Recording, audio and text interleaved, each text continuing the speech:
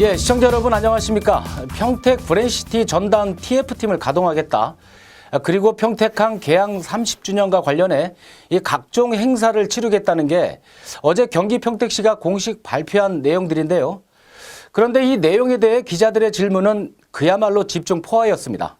이 철저한 준비 없이 그저 형식적으로 계획을 수립했다는 게 요지였습니다.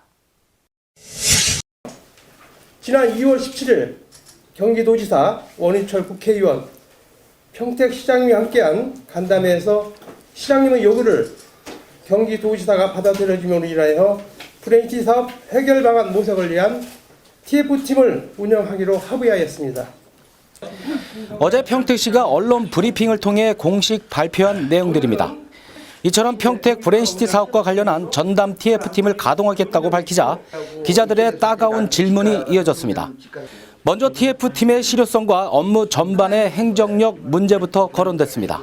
주민들의 피해를 볼 것에 대비한 어떤 그거를 전문으로 하는 그런 사람들도 들어가서 그거에 파생됐을 때 만약에 어떤 파생됐을 때 이걸 어떻게 보상해 줄 것이고 이 사람들을 어떻게 이끌어 가시고 할 수 있는 이번엔 경기도와 함께 평택시가 추진하고 있는 브랜시티 사업 재검토 방안과 관련해 따져 물었습니다.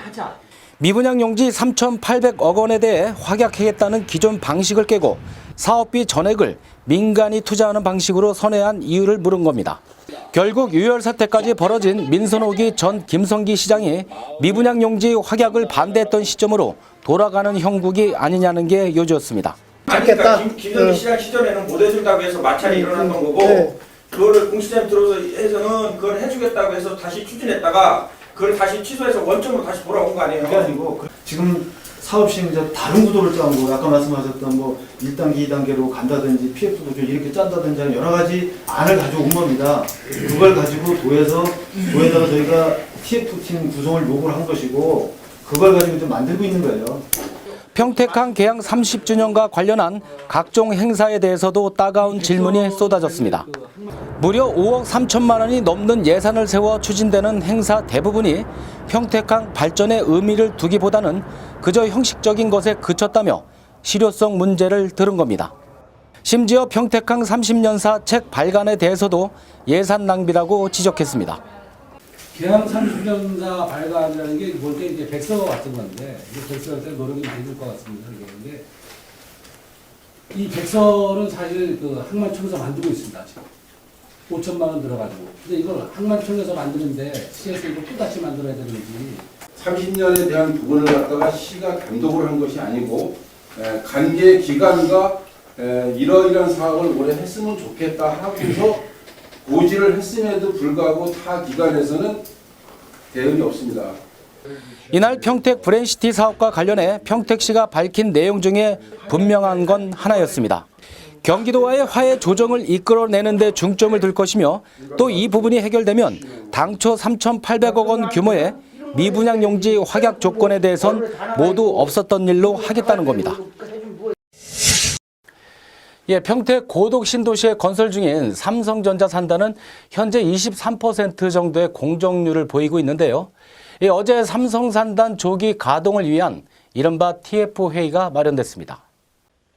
이 자리에는 공재강 평택시장과 유관기관 관계자 등 100여 명이 참석했습니다.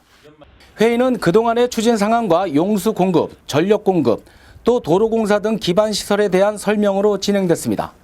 공재강 시장은 관계기관의 긴밀한 협조를 당부했고 삼성전자 백영성 전무는 평택시의 적극적인 지원으로 차질 없이 공사를 진행 중에 있다고 전했습니다. 기업의 가동 계획에 지장이 없도록 유관기관 및 우리 평택시 관계부서에서 더욱 노력하고 협조하여 주실 것을 당부드립니다. 인허가 사항이라든가 아니면 도로 문제라든가 용수 문제라든가 전력 문제라든가 이런 거를 많이 해결해 주셨기 때문에 아마 저희들 일정 계획대로 일이 순차적으로 진행되고 있다고 생각되고 있습니다. 예, 아마 제도를 잘 몰라 영유아 보육비를 신청하지 않은 분들 많으실 겁니다. 경기도가 0세에서 5세까지 보육료를 신청하지 않은 경기지역 영유아 1,999명을 대상으로 전수조사를 벌여 이 가운데 243명이 신청하지 않은 것으로 파악하고 다시 신청할 수 있게 조치했다고 밝혔습니다. 보육료를 신청하지 못한 대부분은 장애와 다문화 가정, 한부모 가정 등 취약계층으로 보육비 지원 사실을 전혀 모르는 정보 부재자였다고 도는 설명했습니다. 도는 이번 전수조사를 계기로 다른 서비스를 받는 영유아를 미신청 명단에서 아예 제외시키는 방안과 또 양육수당 지원자 가운데 해외 거주 중인 이중 국적자의 부정수급 방지를 위한 개선안을 보건복지부에 건의하기로 했습니다. 경기 지역 지방 하천과 소하천에 모두 1,886억 원의 사업비가 올해 투입됩니다. 경기도는 수해 등 재해 예방과 치수 안전성 확보를 목적으로 총 314km 구간의 하천을 정비한다고 밝혔습니다. 정비는 치수 기능을 개선하는 수해 상습지와 생태 환경을 고려한 하천 환경 조성 사업, 그리고 역사와 문화를 접목해 정비하는 고양의 강 정비 사업 등으로 추진됩니다. 어제 경기 평택에서 활동 중인 한 시민단체에선 이 평택 브랜시티 사업에 대해 이렇게 말을 하더군요. 이 구렁이 담 넘어가듯 책임을 회피하지 말고 이 잘못된 정책 결정 때문에 또 2년 동안 주민들에게 고통과 갈등만 가중시켰다고요. 그러면서 평택시장에 공개 사과를 촉구했습니다. 분명한 건 이 사업으로 인해 해당 지역 주민들은 이 8년이라는 시간 동안 참기 힘든 고통을 받았다는 사실입니다. 이들은 그 피해 보상을 어디 가서 요구해야 하는지 되묻지 않을 수 없습니다. 이만 뉴스 마치겠습니다. 시청해주신 여러분 고맙습니다.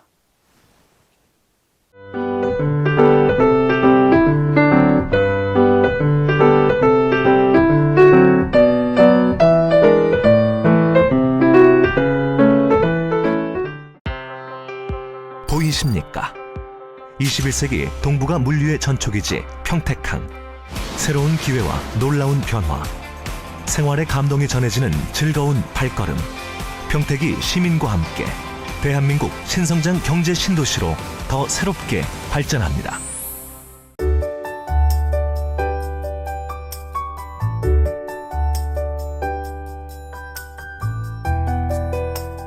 난 여기가 참 좋다.